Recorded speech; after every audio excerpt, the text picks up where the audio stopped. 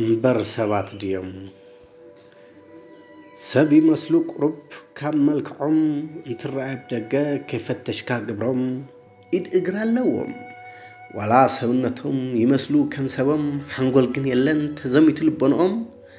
ኣብ ድፋዕ ትነብሩስ ኣራዊት መሲሎም ካብ ሳዋ ናብ ጉድጓድ ዕድሞኦም ኣሕሊፎም ሰብ ዝመስሉ ፍጥራት እምበር ሰብ ድዮም ሰብ ዝመስሉ ፍጥራት እምበር ሰብ ድዮም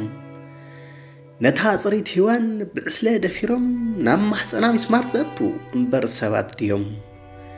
እቲ ለግለግ ኣዳም ካብ ህዋን መንዚዖም ንዕኡ ረሺኖም ንዓዓ ደፊሮም ሬሳ ውልዳ ክትርኢ ኣብ ጉንዲ ኣሲሮም ንሱ ብሞቱ ንሳ ብእስራ ሰጢሖም ጭካንኦም ዘርእዩ እምበር ሰባት ድዮም ጭካንኦም ዘርእዩ እምበር ሰባት ድዮም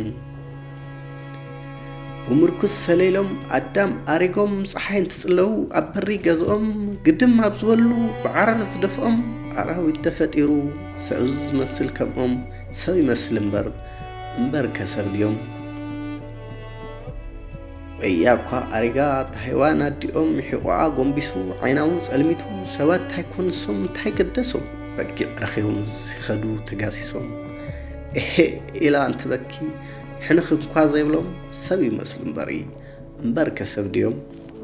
ሰብ ይመስሉ እምበር ከሰብ ድዮም እቲ ዝመነነ ገዳም ወፂን ነፍሱ ምስ መስቀሉ ዝቐትሉ እቲ ገዳም ዘረኽሱ ከም እምነት ዘለዎም ማዕተብ አንጠልጢሎም ኣደይ ማርያም ይብሉ ሓለልና እንትብሎም ወያ ዝመነነት ፈሊሳ ኣብ ገዳም ዓለም በቃይ ዝበለት ናብራ ህዋን ኣዳም ገና ብህፃና ገልጋሊት ዝኾነት ደንጊላ ዝወፀት ምእንቲ ንዓና ኩላይ ንዓታቶም